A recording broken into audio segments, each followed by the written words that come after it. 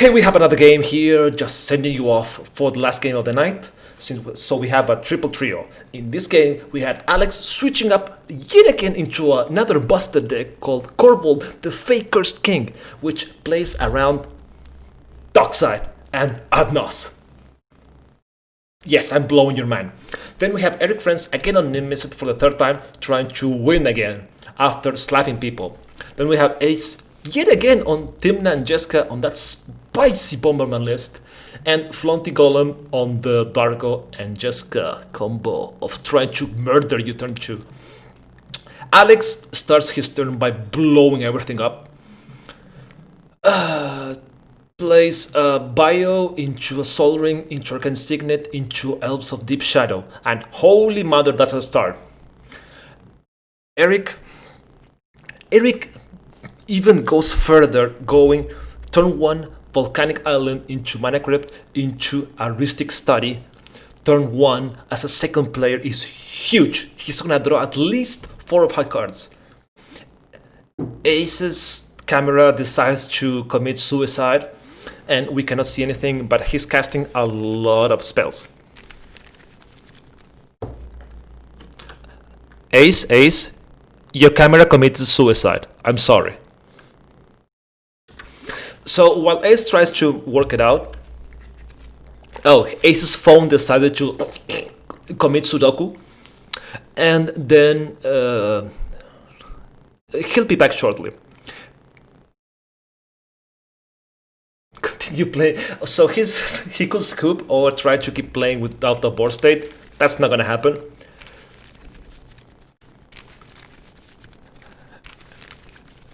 Okay, so I have no idea what's on Ace's board state aside from Lotus Petal, a land, and something else that made Erik draw a card, so it's probably some rock, short rock.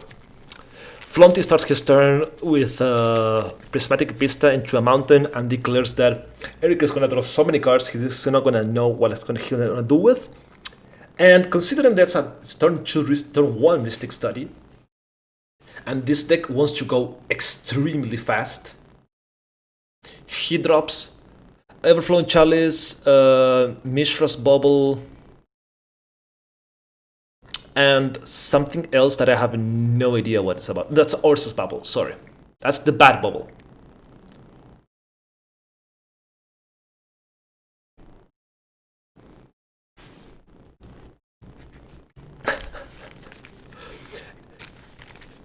Erik draws cards until he has 11 cards in his hand, as if he needs any more at this point.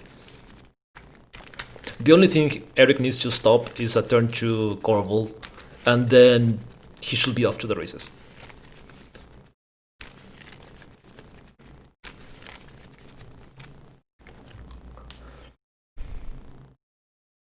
What is that? So he sacks everything and attempts to cast Dargo. Cast Dargo and Dargo resolves. Then he casts Monk Salvage for its alternate cost of destroying an artifact. He targets the Sol Ring, but Alex politics FlauntyGolem into instead targeting the Mana Crypt, which makes complete sense considering he has that turn 1 Rhystic Study and he has 11 cards in hand. Rebuilding for Erik is not gonna be an issue.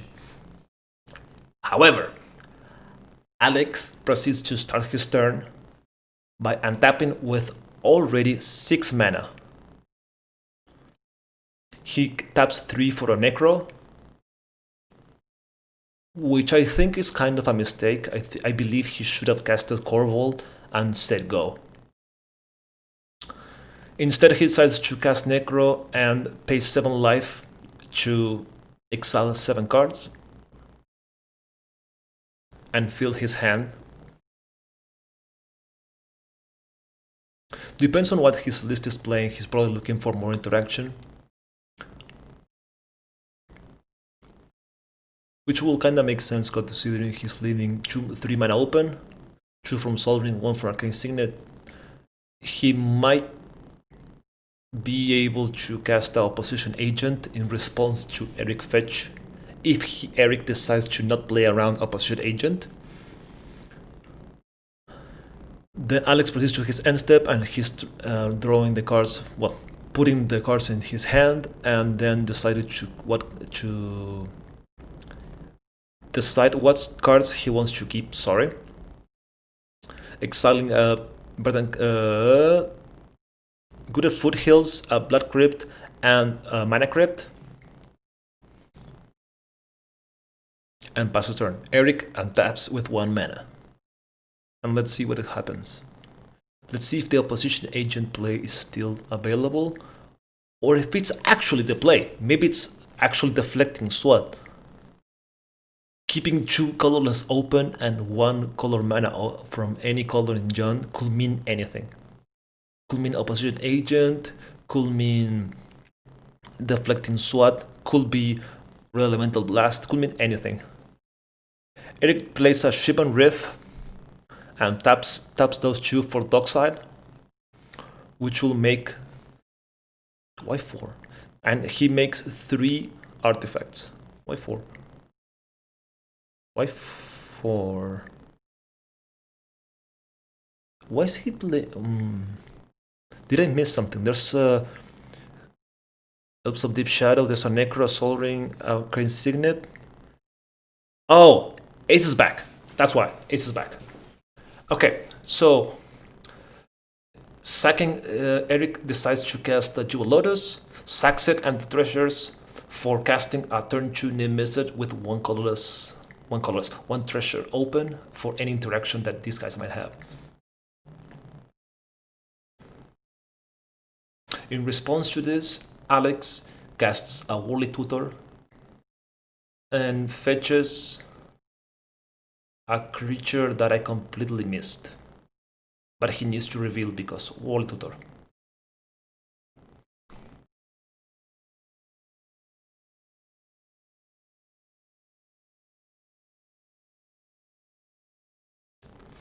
Okay, and he decides to put the creature on top that I completely missed what it was. There is some discussion about Ace. There's some discussion about Ace and that he's not seeing the other board states, but a quick refresh of the spell table allows him to go back.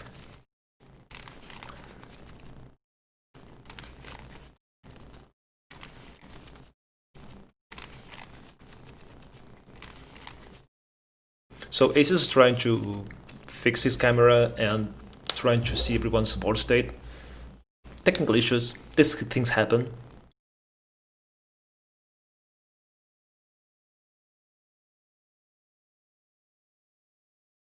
We can see a glimpse into Ace's apartment. Okay, so we have... So the issue is that Erik cannot see Ace's hand. Oh my god. The issue is that Erik cannot see Ace's board state, so he might need to refresh. It's just a 3-second thing. Erik proceeds to end step, discarding some crappy hand that he doesn't need. And Aces decides to go into his turn with a turn 1 Tymna. Turn 2, he starts his turn by slapping Alex for 2 and drawing a card.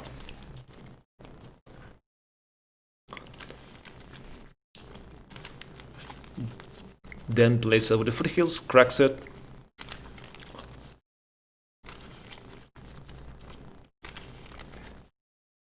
Getting a probably Plateau.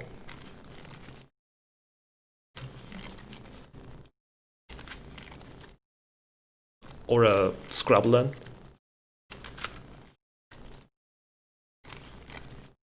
I'm sorry, but I honestly don't know how the deck operates, so I cannot really give you an accurate idea on what he would be fetching.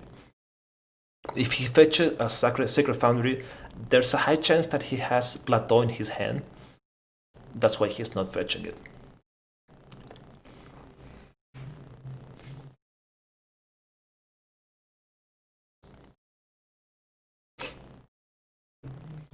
So the players are discussing that there's a Dargo on board, and next turn that Jeska's gonna be live, and somebody's gonna die.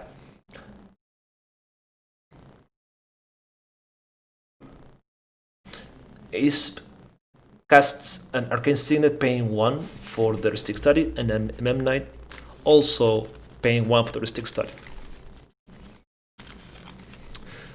So FlauntyGolem draws from Ursus Bubble, which should have been on the next upkeep, I believe, or it's it in his upkeep.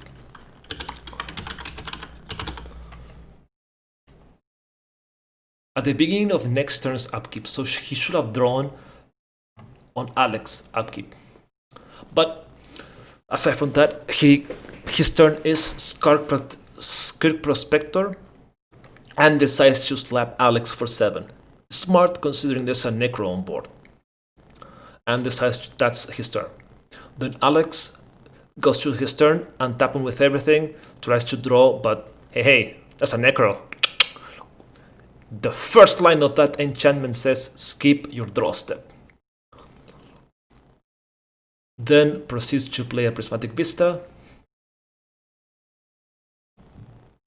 and casts Korvold with the 5 mana he has.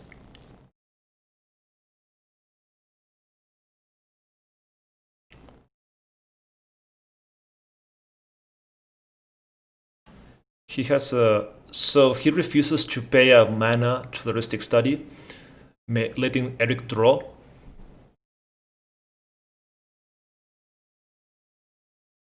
And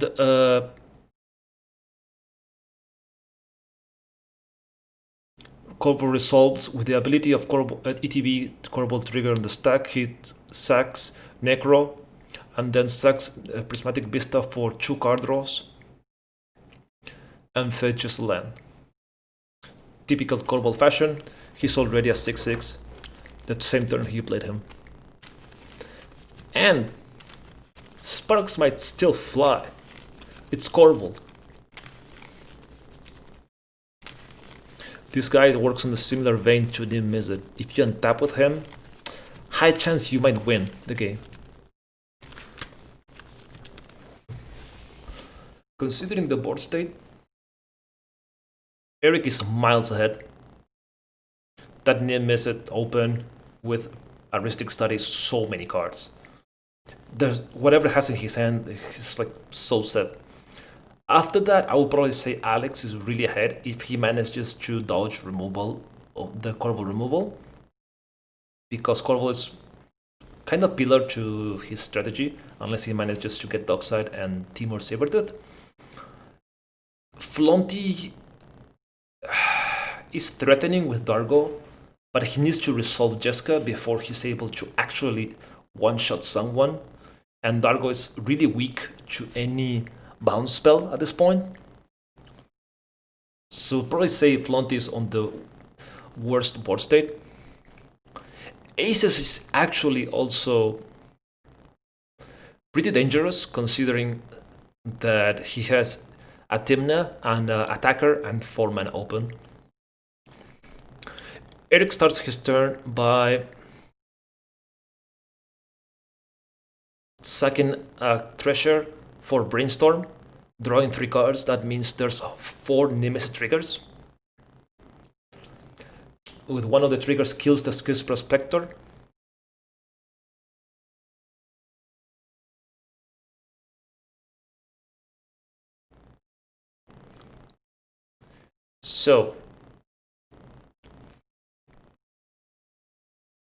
So Erik forgets there's a Tymna and an M-Knight in play, and instead decides to just bolt Flaunty's face. Technical issues sometimes makes us do misplays. Happens. With he untaps and the draw step and decides to ping Tymna, obviously trying to correct the issue.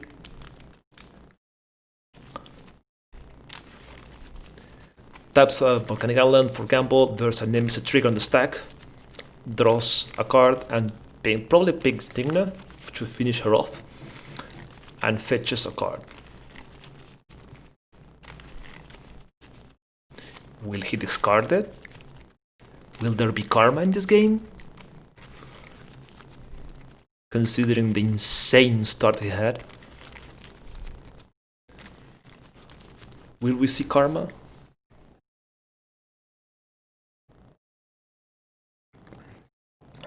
Please, drum roll. What's it gonna be?